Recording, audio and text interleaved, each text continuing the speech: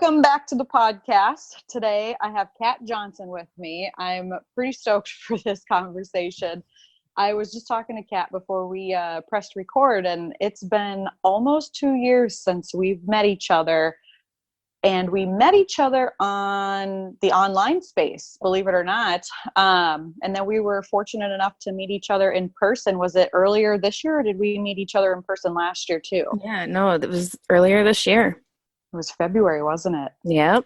That's right. That's so crazy. Anyway, so Kat is here to talk to us about all things marketing, success, accountability. She is a marketing consultant and she is a success and accountability coach. So, Kat, go ahead, introduce yourself. I'll let you take the floor. All right. Thank you. So I'm Kat Johnson. And we met 2 years ago online. And have been communicating ever since, right? And a little bit about me. So I am located in Wisconsin, in Milwaukee, Brewtown. And I am married to my awesome husband for 10 years. We just celebrated 10 years. And we have 3 kiddos, aging from almost 8, he'll be turning 8 this weekend, down to age 3. And so it's a busy life, and it was even busier when I was in the corporate world. So I started off my career in marketing, and I was a web designer, moved over to email marketing, grew up the corporate ladder. That was my dream, was let's get to director level. And as we started growing a family, I realized that the same dream wasn't the same dream anymore. It wasn't sparking joy in my life, but I was still going for it because I didn't know what else. And so kind of the backstory of what ended up happening is early 2018, I was in the corporate world. I was hitting year 13 in the corporate world, loving my job, but not really loving it. Okay. So I was hustling, working a 32-hour work week on the books, but really I was putting in 44 hours. Being a director was more about putting out fires than being innovative. And I love coming up with great ideas and challenging people. And it just felt kind of stuck in the same. And in early January, we got all pulled in a room, and there was an announcement that we either had to relocate to a different state, or we needed to look for a new job. And it was a game changer, right? I've never been in a situation of being laid off or losing a position.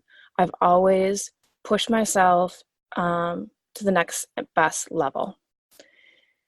So in that moment, every thought ran through my head, right? Like, what do you do when your world is going to be rocked upside down?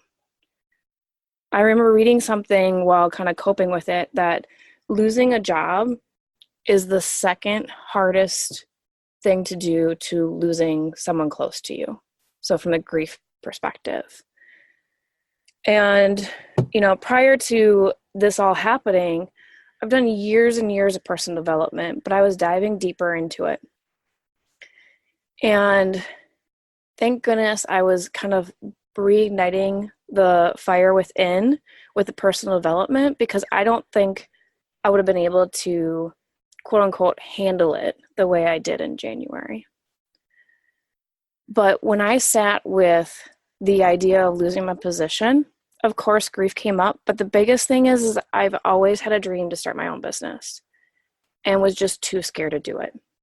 And so you can say it was the universe or God or whatever you believe in kind of pushing me along. And maybe I needed that little push to really move to the next level. And so I sat with it. And I had difficult conversations with my husband about how do we go about this? Is this the right thing? And I said, yeah, this is it. This is what I'm jumping into.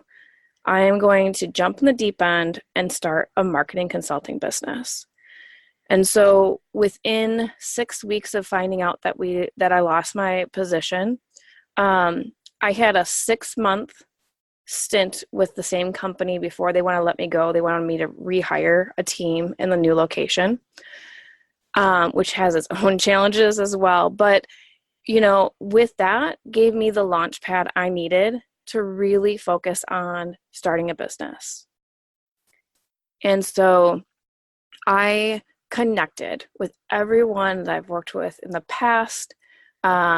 I connected with other consultants, and I just built my network. Like, that was the biggest thing to do in the first 3 to 6 weeks. And I continue to do it, but it was finding people who, knew the space, could guide me, and also bring in business. And so with that, like, just tons of conversations were being had for a good, amount of time. And I landed my first client in March. So I started my LLC. I don't think my LLC was even established before I landed my first client. And that client is still working with me now, almost a year and a half later. And I think the biggest thing is when you have something happen in life like this, where it's just, for me at least, it was a game changer. And I had 2 paths: either go the safe route and go and stay in the corporate world and find a new job, or dive in the deep end and start a new business. And I knew if I just went and just took another corporate job, I wouldn't be happy long term. It wouldn't be challenging me. I just needed something more. So that's kind of the story of how the marketing consulting business started, which is, it now looking back, it was also the safe route. So, talking about it and going to the corporate world was the safe route then. But now looking at what I'm doing today, starting the marketing consulting business was probably one of the easier things I've ever done. Isn't that funny? No, I love it. I love that. Keep going. Okay. So let's fast forward to fall of last year. I remember being on the phone with someone, and they kind of put a bug in my ear and said, "Kat, you've got more than just marketing consulting here. You could literally help others. You've got something going with the morning routine. You've got something going with all accountability and planning that you do within your business. Like, think about this." And it literally took about 4 weeks for something to actually come to light. I remember, so all those who are listening who are moms might relate to this. It was a birth. Like, literally, I gave birth to an idea. And so here's the story. So this is my my success and accountability coaching program, and it's called Rise with Ease. And it literally was born in about 4 weeks. I remember laying in bed one night thinking about it, not like, losing sleep over it, but thinking about it. And around 2 a.m., I woke up and I could not go back to sleep. Like, I laid there, did everything, like counted backwards, tried to put on some music, whatever. Like, I could not go to sleep. And so by 3:15, I was like, that's it, I'm getting up. And I went downstairs to my office, which is also the toy room because we have shared space in our house. And I grabbed a notebook. That's my office too. The side note, we're redoing our basement, so I'm in the toy room right now. You're in the toy room. Yes. Yeah, Anyways. Yeah. And I actually just kicked out the kids out of the toy room for the summer because I need the space. You're like, mommy needs somewhere to work. Yeah. But so I went downstairs and pulled out a notebook and just started writing. And I don't know how many pages, but my hand hurt after I was done writing. And I believe I probably, filled up a good third of my small notebook, but it was just like everything was just pouring out of me. And all of a sudden, like, this little light bulb or light, so to speak, opened up an idea of the word rise, right? Like, what do I do every morning that really just has moved me into the place of abundance? What do I do every day that has been able to, like, really build my business as a consulting business, show up as a mom, show up as a wife, show up as a friend, a family member, everything. And that's my morning routine. And so I was like, okay, I get up, the sun rises. Like, I really enjoy watching the sunrise. And I'm like, rise with ease. My day, I want everything to be coming with ease. It's not going to be easy. There's a difference between easy and ease, right? But like, so that's how Rise with Ease name came. And from there, it's just been blossoming. And I've been having some mini sessions here and there, working with clients on AM routines, to, mindset, to really developing a soulful goal plan for life, and really holding them accountable to the things that they want to achieve. Many of these people who I work with want to either grow a business, a side hustle, or aren't happy in their job and need to figure out what will spark joy. And some of them are stay-at-home moms, and they just want to have the ease caring for their kids. And as many know, when kids are really young, they can kind of be overwhelming at sometimes, right? Especially when they're 5 and under. Oh, yes.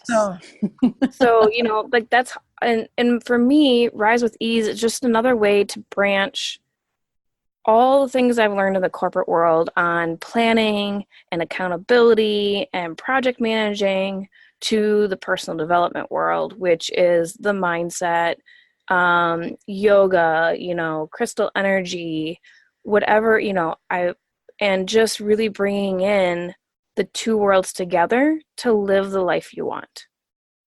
And it's also a good reminder to me every single day on why I do the work I do. That's not, like, I get up in the morning, I do my routine, I check in with myself throughout the day. I have a PM routine. And if I didn't have that, I would not have been able to create these two businesses. Yeah, it sounds like a lot of strategy and structure and holding, not only yourself accountable, but kind of that external accountability too. I know when I joined accountability groups, while I'm helping people stay accountable, it also helps me stay accountable. Right? So I have a bajillion questions, and I want to go back to your marketing consulting business. And can you explain to listeners what that is and what it is that you do within that business, and why that was an easy route for you? Yeah. So I have, in my marketing corporate world experience, I have really loved and got really into email marketing. So I have now it's a lot more, but during the corporate world, I think I hit like 12 years of email marketing experience.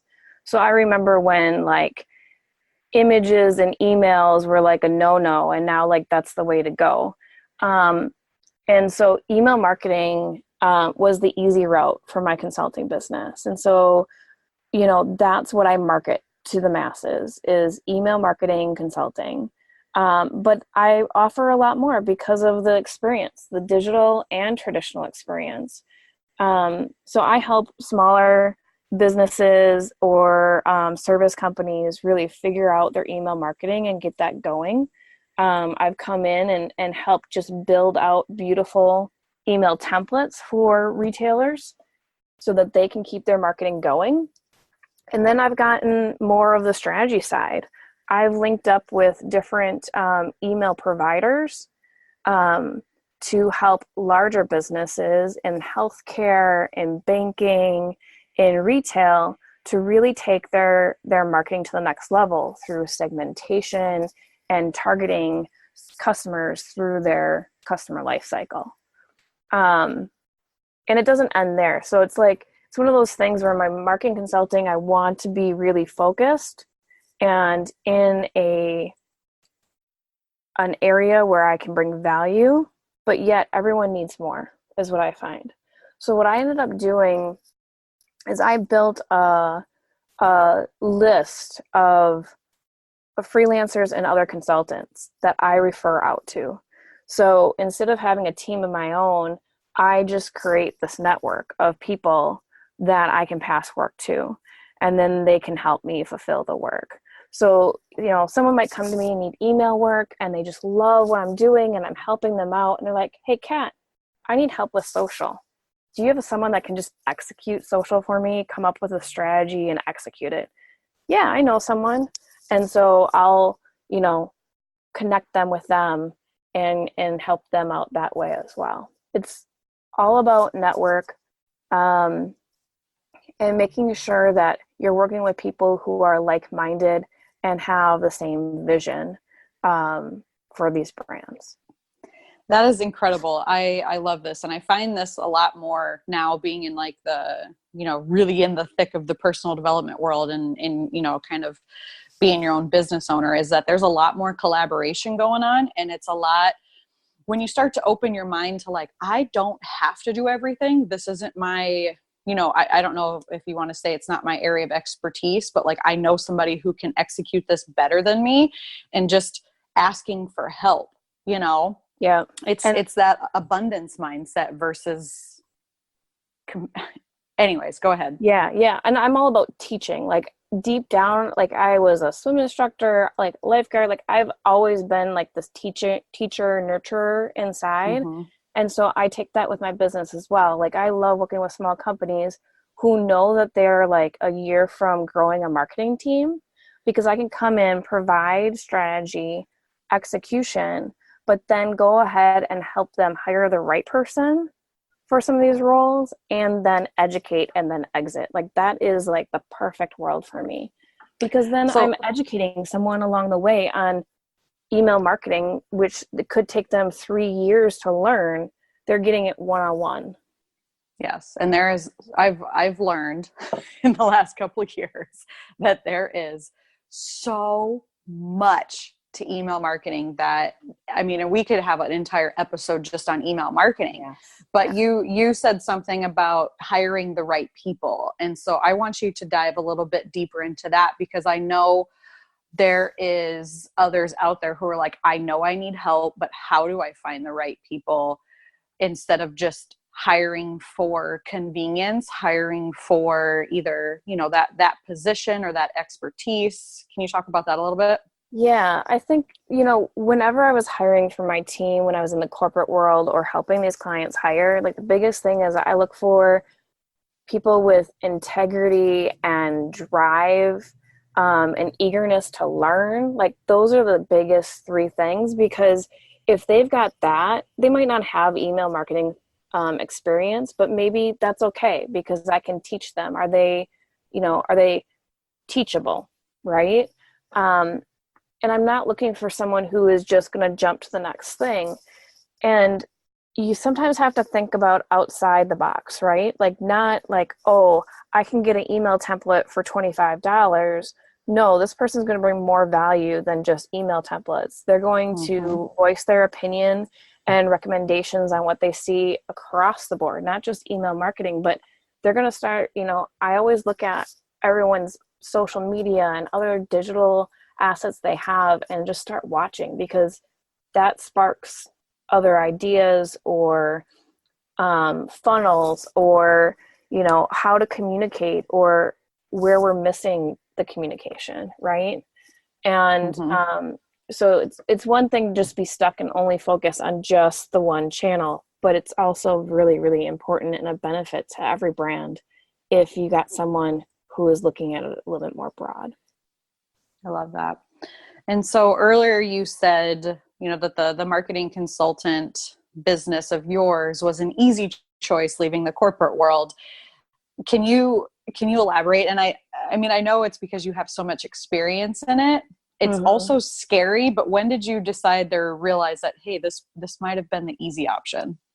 I didn't realize it was the easy option until September last year, when I already had a good set of clients under my belt and bringing in more money than I was in my corporate gig. That part was easy. The networking with my network, like you don't realize how important your network is on LinkedIn and Facebook and Instagram and everything, and just the people you've worked with in the past until you need help, until you start your own business. And it's amazing on how many referrals I've gotten just from people I've worked with in the past or from new clients then referring me. Like that is the biggest piece. I love that. It's not about ads, you know.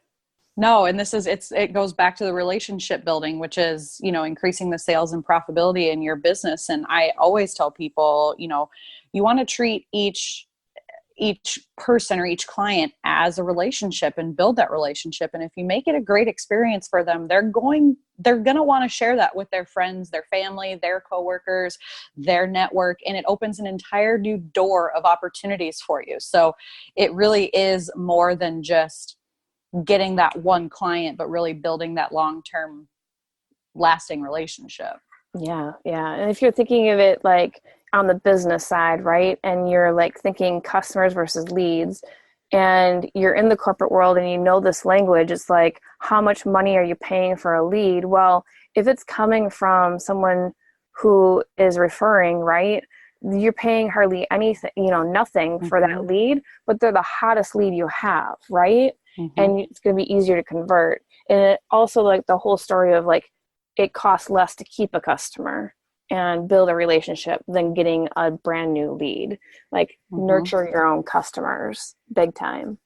Yes, definitely. 100%. And yeah, there is gosh, that could be an entire new topic too. I could go on and on and on. I'm like, oh my God, I'm going to go down another rabbit hole. So, okay. So this business is up and running. It is successful. And you start to become bored with it, or you start to be, want more, or what was the, it's the inspiration? Go ahead. Yeah. So it's fulfilling. But I was wanting a challenge, and there with the Rise with Ease and the accountability and success coaching, there's just more fulfillment with it, where I like am able to provide insight and plans and hold people accountable to like make the life that they want to live.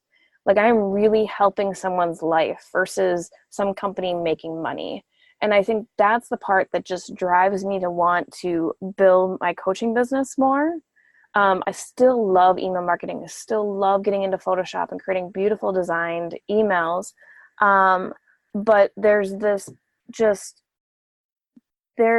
I think in today's world, we're getting so far from reality and what really our purpose is here on earth.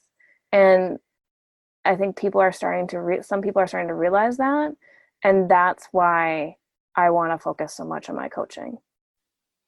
I think you're right. I think there is an awakening, and I know I've certainly experienced it because, I have a lot in common with you as far as coming from the corporate world. And, while a lot of those skills come very easy to me, it's, filtering in that life, that personal development, that what sets your soul on fire, that fulfillment, because it is a missing piece. And there's so many people who are out there hustling and grinding, and they don't feel fulfilled, or they don't take the time to slow down and actually enjoy the life that is happening right in front of them.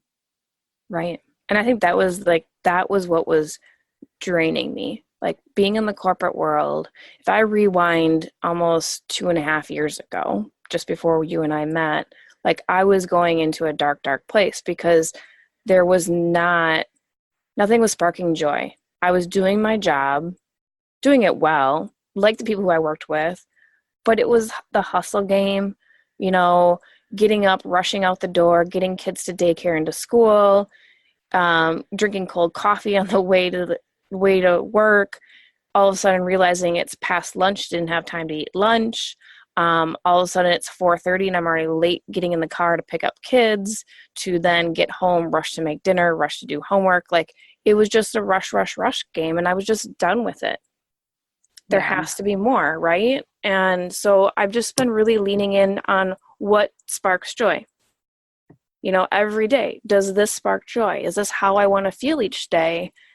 And creating the world that I want to live in based off that.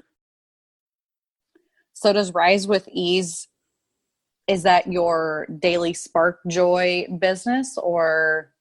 I mean, where do you 100%. see the, okay. 100%. I mean, there are some days where I get super excited about getting on the phone with a large company to talk about email marketing strategy. But if I was doing that every single day, it wouldn't be the same. And so I really just love getting on the phone and connecting with people and making a difference in the small ways.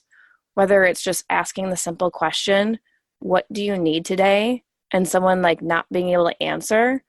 Mm. I mean, like, this is the exact question I need to hear from you today, Kat. Like, just to like reset and like figure life out. Or, or we're building up a 90-day business plan to figure out how to launch a new business. Like any of that kind of stuff just really excites me. Seeing people grow the way that they want to grow. Yeah, it's almost the things that you can't measure that make the most difference. I talk to a lot of people and they're like, well, how are you tracking my results? I'm like, because you're going to feel amazing after this. But, Yeah. sometimes sometimes you can lose weight or make more money or things like this. But overall, it's really how you feel and show up in your everyday life. So can you kind of talk about what it is that you do within Rise with Ease and how you set up the success and accountability with your Yeah. clients? Yeah. So in my mastery program, there are three, so to speak, pillars. And the first pillar is more habit building, and where we focus 100% at first is establishing a morning and evening routine, because that's setting yourself up for a successful day, successful week, month, year. And so that's the first pillar. The second pillar is understanding how you want to feel each day and setting up soulful goals. So I know you understand this because you're a goal setter and achiever. But like in the corporate world, it was always time sensitive. Like this date, got to hit this. We have an 18-month milestone to hit. And it's just so rigid, and it's not fun. And all of a sudden, like, it doesn't feel like the right goal anymore. But yet you still have to hit it because that's what you've told leadership. And so when I say soulful goals, these are goals that are flexible. It's focused on how you want to feel each day and how you want to like grow, and because the things shift. What I am trying to achieve today might not be the same 6 months from now. And I have to learn to understand when to let go of that goal and when to shift into something new, or is it just resistance? So we talk about a lot of that. I love that. Yeah, it's a whole different way of looking at goal setting. No, and it's so funny that you say this because I hosted a couple of workshops, one in person and one online last year, that was kind of based off of Danielle Laporte's desire mapping and how she does the goals with soul or whatever, or maybe hers is, it's something like that. And I'm like, people need to know this stuff. I love Danielle Laporte. Yes. Oh my goodness. So we're totally on the same page there. I love how you say soulful goals. I don't know. I really like that term because I've used the goals with soul, I think. And I think I like your phrase better. Anyways, what's the last pillar? And the last pillar is about energy and time management. Okay. We only have 24 hours in a day, 7 days a week. We all have the same amount of time, but how we show up and how we use our time and plan our time should be based on the energy, because we can shift our own energy. And the best example is from yesterday morning with my kids. Today is the last day of school for my oldest, and yesterday he was so excited about having pancakes and sausage, and we're running a little bit later than usual. And he's like, Mom, why are the pancakes taking so long? They're taking the same amount of time as always, but he's anxious to eat and get out the door, and he's worried he's going to miss the bus. So it feels like time is being stretched, right?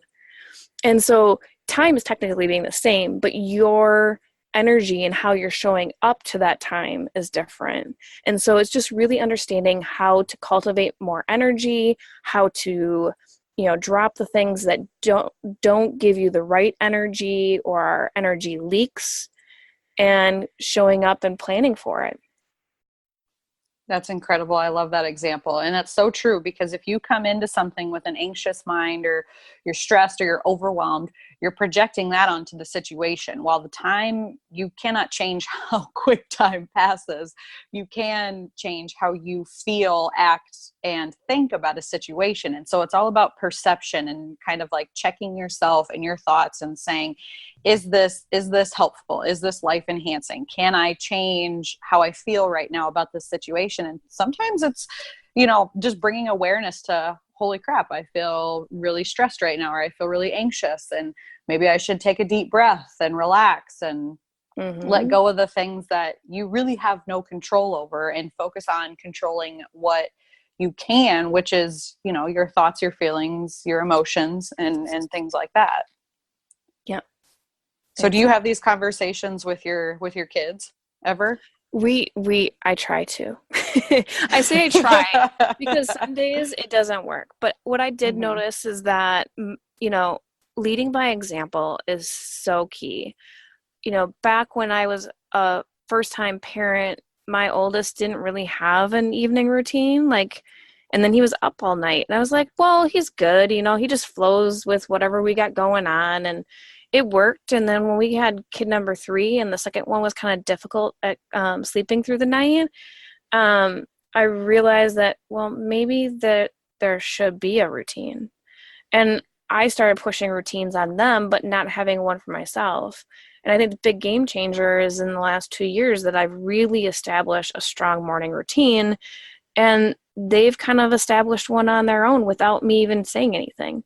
Is it the right routine that I'd prefer them to have? Probably not, right? But they've got one, and that's the start, right? Like, they get up, Hmm. they get a glass of water, sometimes they'll get dressed, but usually they grab the iPad right away. So Sounds like that's my why husband. yeah, that's why I say it's not the the ideal routine that I want them to have, but they've got something. They've gotten their, yes, it's a screen time, but yet they're having their own, like, waking up time that they're not, like, it's quiet time, so to speak, still. Hmm. And Where it's letting mine, go of, go ahead. oh, is instead of mine where I'm like no device for an hour in the morning, and I'm, journaling and meditating and doing my yoga, right? But, you know, yeah, it's everything is once you start, like, really pushing them to change, that's when they rebel. And so just kind of gentle ease and suggestions here and there sometimes can make the world a difference. Yeah, and I was going to say, you pick your battles, and you look at the Mhm. overall big picture. Is it the exact routine that you would choose for them? Probably not, but that's letting go of that control factor. Like, okay, I don't Yes. have control over everybody in every situation, so I'm going to take the wins while I can and say, you know what? While this isn't a perfect morning routine, it's still a routine. They're still doing it. I'm still setting a good example, and it's that flow, right? So who's to say Yeah. 6 months from now they don't switch and take up meditation, and Right.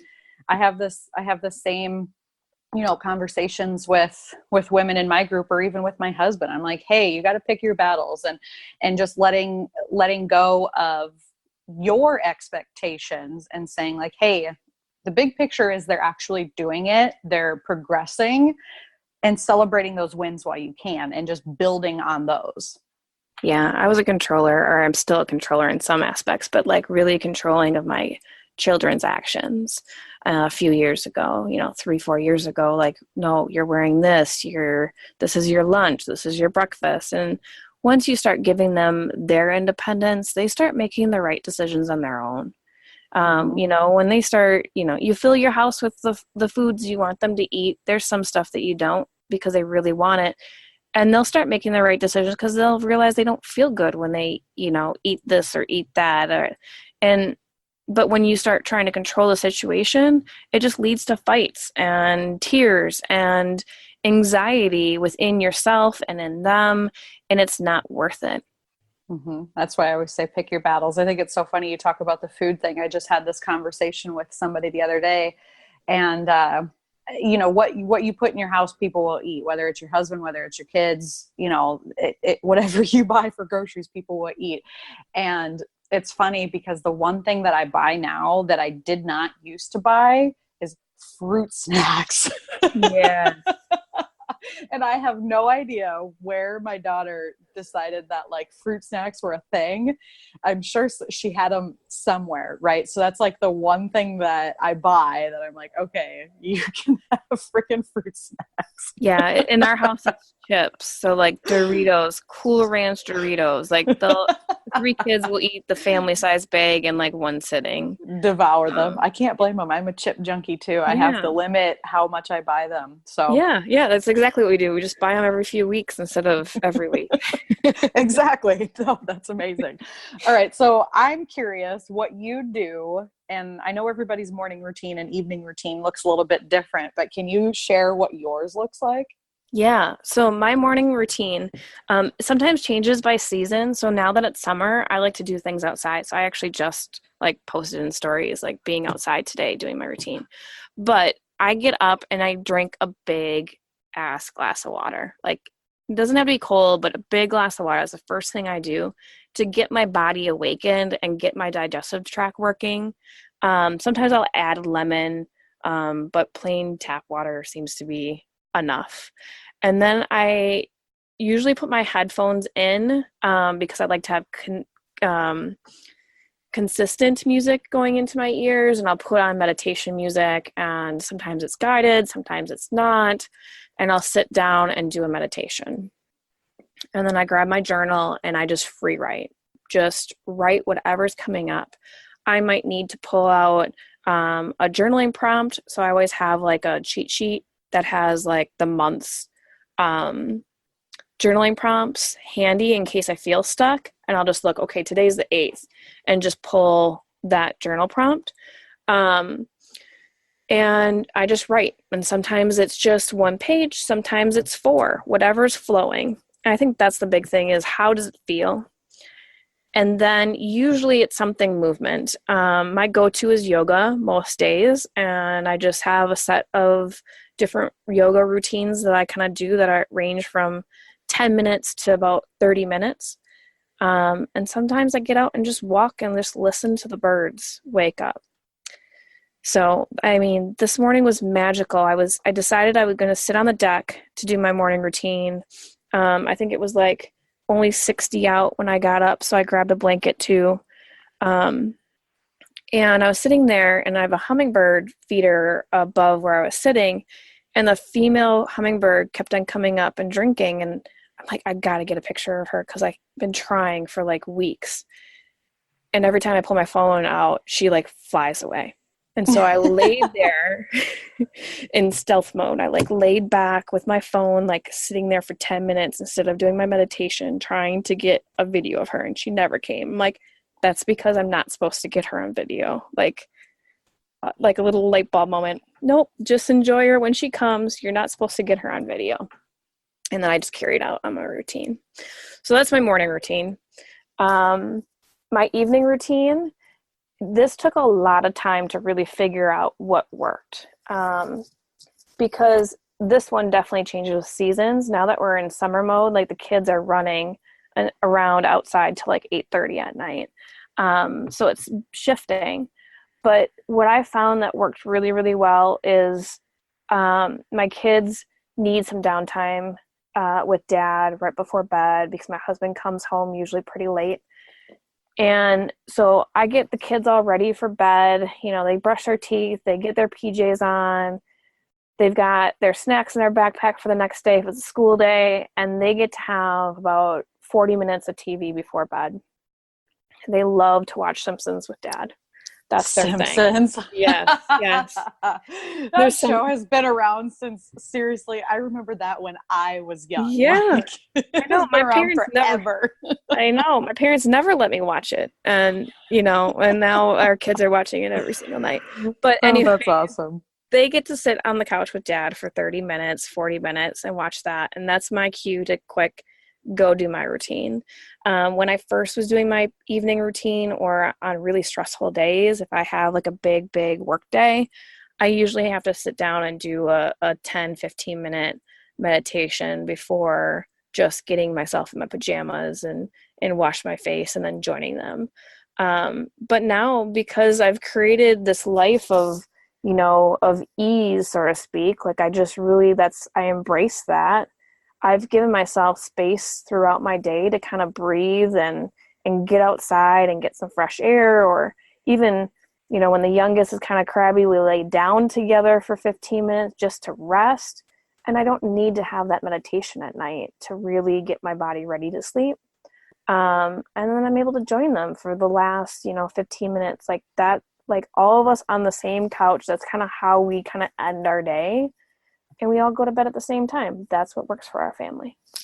That's what we do too. We have like our chill time, and I'm like, all right, quiet time starts. And I always say, all right, it's time to relax and get ready for bed. And I love that. Mm-hmm. Mm-hmm.